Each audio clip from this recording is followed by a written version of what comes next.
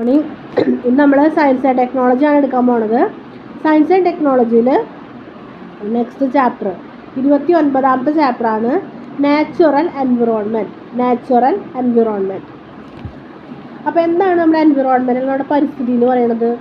ജീവനുള്ളതും ജീവനില്ലാത്തതുമായിട്ടുള്ള എല്ലാം ഉൾക്കൊള്ളുന്നതാണ് എന്ത് പരിസ്ഥിതി എന്ന് പറയുന്നത്, അല്ലെങ്കിൽ നമ്മുടെ എൻവിറോൺമെൻറ്റ്.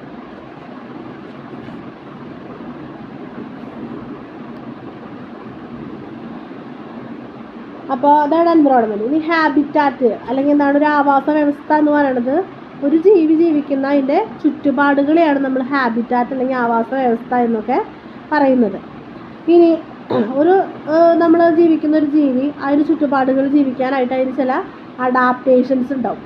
മരുഭൂമിയിൽ ജീവിക്കുന്ന ഒരു ജീവി, ആ ജീവിക്ക് അതിന് ചുറ്റുപാടുകളുമായി ഇണങ്ങി ചേർന്ന് പോകാൻ വേണ്ടിയിട്ട് അതിന് ചില അഡാപ്റ്റേഷൻസ് ഉണ്ടായിരിക്കും.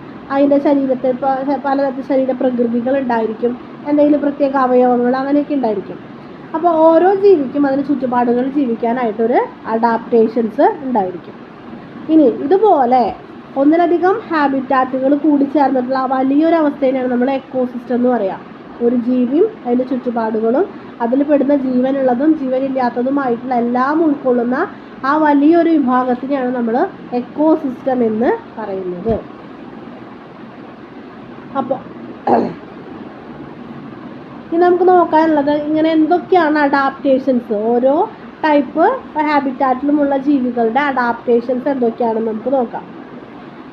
ഇപ്പോൾ ടെറസ്ട്രിയൽ ഓർഗാനിസം, അല്ലെങ്കിൽ കരയിൽ ജീവിക്കുന്ന ജീവികൾ, അതേപോലെ തന്നെ അവരെന്ത് ചെയ്യും, അക്വാട്ടിക്കായിട്ടും രണ്ടിലും ആംഫീബിയൻസ് എന്ന് പറയില്ലേ, കരയിലും അതേപോലെ തന്നെ വെള്ളത്തിലും ജീവിക്കുന്ന ജീവികൾക്കുള്ള അഡാപ്റ്റേഷൻസ്. അഡാപ്റ്റേഷൻസ് എന്ന് പറയുന്നത് അവരുടെ അക്വാട്ടിക് അഡാപ്റ്റേഷൻസ് എന്ന് പറയുമ്പോൾ എന്താണ്, അവർ അങ്ങനെയുള്ളവരെ വെള്ളത്തിൽ ജീവിക്കുന്ന ജീവികളെയാണ് ഹൈഡ്രോഫൈറ്റ്സ് എന്ന് പറയാം. വെള്ളത്തിൽ ജീവിക്കുന്ന ജീവികളെ ഹൈഡ്രോഫൈറ്റ്സ് എന്ന് പറയാം. ഈ ഹൈഡ്രോഫൈറ്റ്സിൻ്റെ അഡാപ്റ്റേഷൻസ് ആണ് നമ്മൾ നോക്കാൻ പോകുന്നത്. Poorly developed root system. Root system എങ്ങനെയായിരിക്കും? വളരെ ശ്രിങ്ക് ചെയ്തിട്ട് ഉള്ള ഒരു റൂട്ട് സിസ്റ്റം ആയിരിക്കും. കാരണം എന്താണ്, ചീഞ്ഞു പോവാതിരിക്കാൻ വേണ്ടിയിട്ടൊക്കെ റൂട്ട് സിസ്റ്റം വളരെ പുവർലി ഡെവലപ്ഡ് ആണ്. പിന്നെ തിൻ ആൻഡ് നാരോ ലീവ്സ് എന്ന് പറയുമ്പോൾ വെള്ളം, അവിടെ സ്ട്രൊമാറ്റകൾ ഉണ്ടല്ലോ ലീവ്സിൽ, ആ സ്ട്രൊമാറ്റകൾ വഴി വെള്ളം കയറാനും ആ ഇലകൾ ചെയ്യാണ്ടിരിക്കാനൊക്കെ വേണ്ടിയിട്ട് വളരെ ചെറിയ അല്ലെങ്കിൽ വളരെ നേർത്ത ഇലകളൊക്കെയുള്ള സ്ട്രക്ചേഴ്സ് ആയിരിക്കും. ഇനി ഇതൊക്കെയാണ് വെള്ളത്തിൽ ജീവിക്കുന്ന ജീവികളുടെ അഡാപ്റ്റേഷൻസ് എന്ന് പറയുന്നത്. അതേപോലെ തന്നെ അവരുടെ ലീഫുകളുടെ മുകളിൽ ഒരു വാക്സിൻ്റെ കോട്ടിങ് ഉണ്ടായിരിക്കും. ഈ വെള്ളം കയറാതിരിക്കാൻ വേണ്ടിയിട്ടും ആ വെള്ളത്തിൽ പൊന്തി കിടക്കാനൊക്കെ വേണ്ടിയിട്ട് അവർക്ക് ആ ലീഫുകളിൽ എന്തുണ്ടായിരിക്കും, ഒരു വാക്സിൻ്റെ, താമരയുടെ ഇല നോക്കിയാൽ അറിയാം, ഒരു വാക്സിൻ്റെ കോട്ടിങ് അവിടെ ഉണ്ടായിരിക്കും. ഇനി ടെറസ്ട്രിയൽ ആയിട്ടുള്ള അഡാപ്റ്റേഷൻസ്, അല്ലെങ്കിൽ ടെറസ്ട്രിയൽ ജീവികളുടെ അഡാപ്റ്റേഷൻസ്, അതിൽ നമ്മൾ മരുഭൂമിയിൽ ജീവിക്കുന്നവരെയാണ് സീറോഫൈറ്റ്സ് എന്ന് പറയാം. മരുഭൂമിയിൽ ജീവിക്കുന്നവരെയാണ് സീറോഫൈറ്റ്സ് എന്ന് പറയാം. എന്നൊക്കെയാണ് അവരുടെ അഡാപ്റ്റേഷൻസ് എന്ന് പറയുന്നത്. അവർക്ക് ലീഫുകൾ ഉണ്ടായിരിക്കില്ല, അല്ലെങ്കിൽ ലീഫുകൾ തന്നെ വളരെ പുവറായിട്ടുള്ളൊരു സ്ട്രക്ചറിൽ, അല്ലെങ്കിൽ വേറെ എന്തെങ്കിലും ലീഫ് മോഡിഫിക്കേഷൻസ് ഒക്കെ ആയിട്ടാണ് ഉണ്ടായിരിക്കുക. അപ്പോൾ കള്ളിമുൾച്ചെടിയൊക്കെ അല്ലേ മുള്ളു പോലെയാണ്. അപ്പോൾ എന്തുകൊണ്ടാണ് അവർക്ക് ലീഫ് ഇല്ലാത്തത്? കാരണം ലീഫിൽ ട്രാൻസ്പിറേഷൻ വഴി അല്ലെങ്കിൽ സസ്യസ്വേദനം വഴി ധാരാളം ജലം നഷ്ടപ്പെടുന്നുണ്ട്. ഈ ജലനഷ്ടം കുറയ്ക്കാൻ വേണ്ടിയിട്ടാണ്, അല്ലെങ്കിൽ വെള്ളമില്ല, അതിൽ കൂടെ ഈ ജലനഷ്ടം കുറയ്ക്കാൻ വേണ്ടിയിട്ടാണ് സീറോഫൈറ്റ്സിന് എന്തില്ലാത്തത്, ഇലകൾ ഇല്ലാത്തത്, സാധാരണ പോലെയുള്ള ഇലകൾ അവർക്ക് ഇല്ലാത്തത്. പിന്നെ എന്തൊക്കെയാണ്, ഇപ്പം ജീവികളൊക്കെ ആണെങ്കിലോ, ഒട്ടകമൊക്കെ ആണെങ്കിലോ അവരുടെ ഇവിടെ വെള്ളം സ്റ്റോർ ചെയ്യാനുള്ള ഫാറ്റുകളുണ്ട്. അവരുടെ കാലുകൾ അതെങ്ങനെയാണ്, ആ ഒരു പ്രത്യേക തരത്തിലുള്ള പരന്ന കാലുകളാണ് ചൂടിനൊക്കെ പ്രതിരോധിക്കാൻ വേണ്ടിയിട്ട്. അപ്പോൾ ഇങ്ങനെയുള്ള പലതരത്തിലുള്ള അഡാപ്റ്റേഷൻസ് ഈ എന്താ പറയുക ടെറസ്ട്രിയൽ ജീവികളിൽ തന്നെ മരുഭൂമിയിൽ ജീവിക്കുന്ന സീറോഫൈറ്റ്സിന് ഉണ്ട്.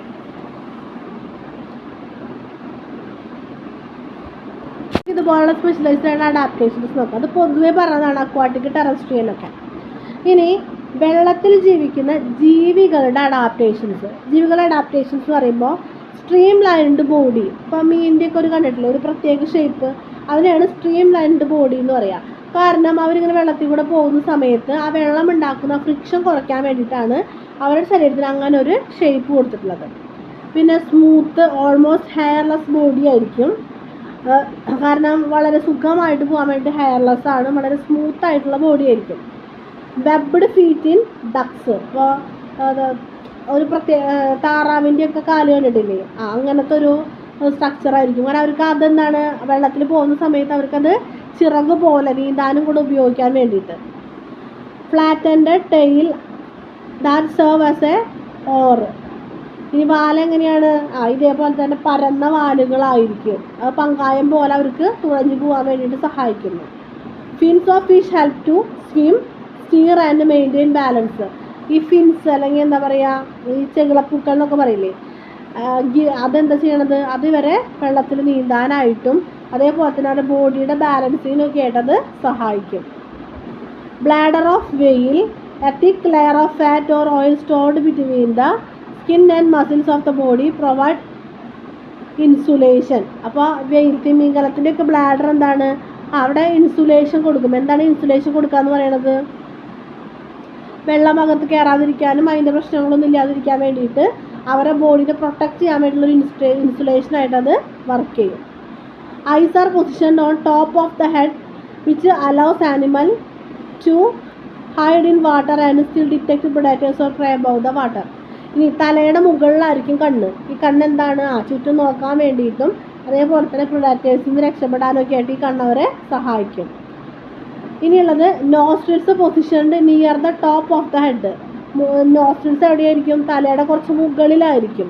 കാരണം ബ്രീത്ത് ചെയ്യുമ്പോൾ എയർ ബ്രീത്ത് ചെയ്യുന്ന സമയത്ത് ഇവിടെ വെള്ളം കയറാണ്ടിരിക്കാനാണ് തലയുടെ മുകളിൽ കൊടുത്തിരിക്കുന്നത്. Some fish have swim bladder which is filled with air to help maintain buoyancy.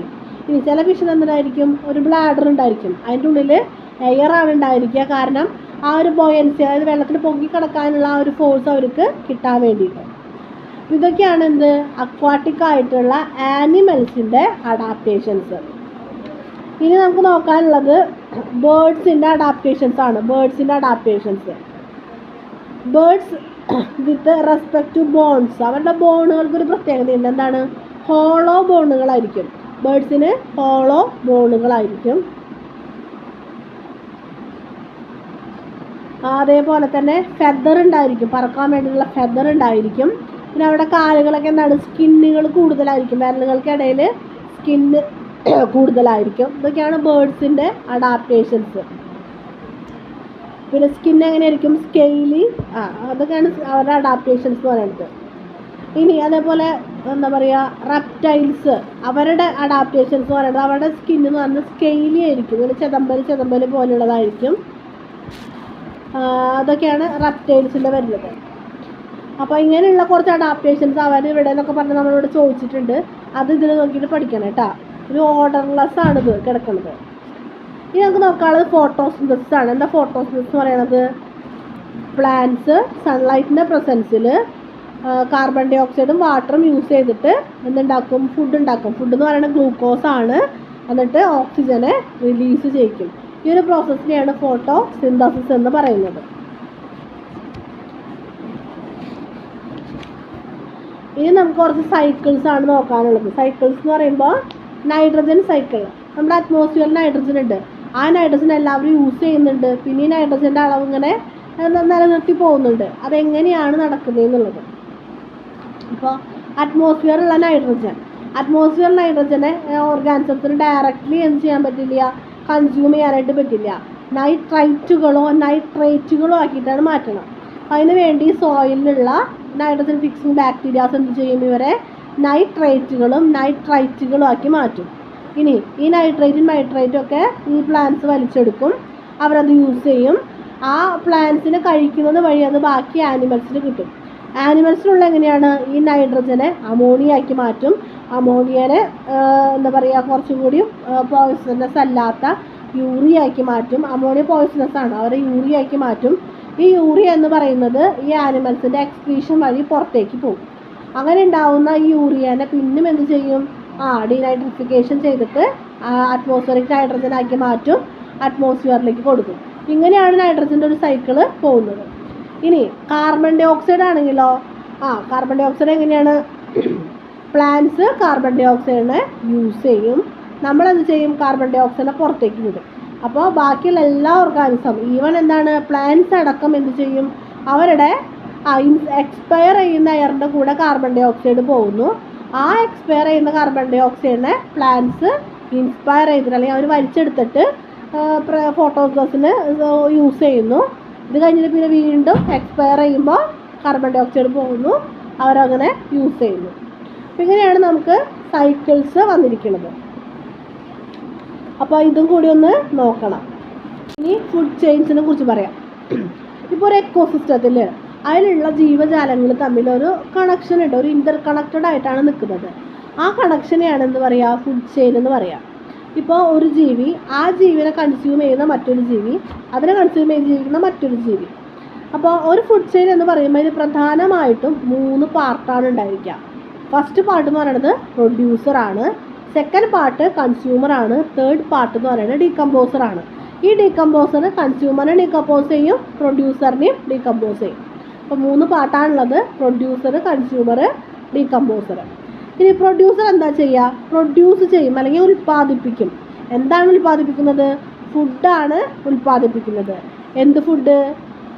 Plants ആണ് പ്രൊഡ്യൂസേഴ്സ് ആയിട്ട് വരുന്നത്. അതായത് ഗ്രീൻ പ്ലാന്റ്സ് അവർ എന്ത് ചെയ്യും, ക്ലോറോഫില്ല് വെച്ചിട്ട് സൺലൈറ്റിൻ്റെ പ്രസൻസിൽ ഫോട്ടോസിന്തസിസ് വഴി ഫുഡ് ഉണ്ടാക്കുന്നു.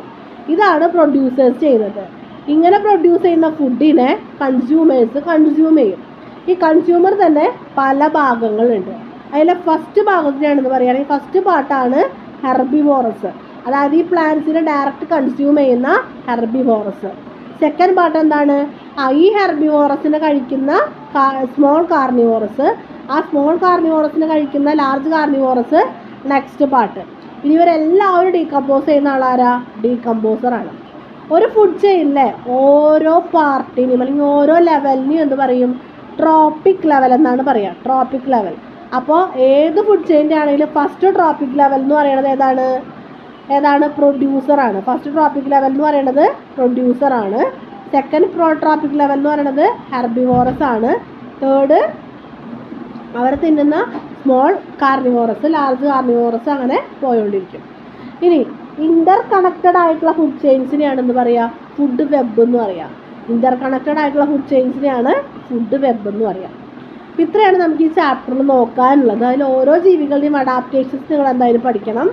പിന്നെ ഫുഡ് ചെയിൻ പഠിക്കണം. പിന്നെ എക്കോസിസ്റ്റം, ഹാബിറ്റാറ്റ്, അതിൻ്റെയൊക്കെ ഒരു ഡെഫിനിഷൻസും കൂടെ നോക്കണം. ഇത്രയാണ് പഠിക്കാനുള്ളത്. നന്നായിട്ട് പഠിക്കാം.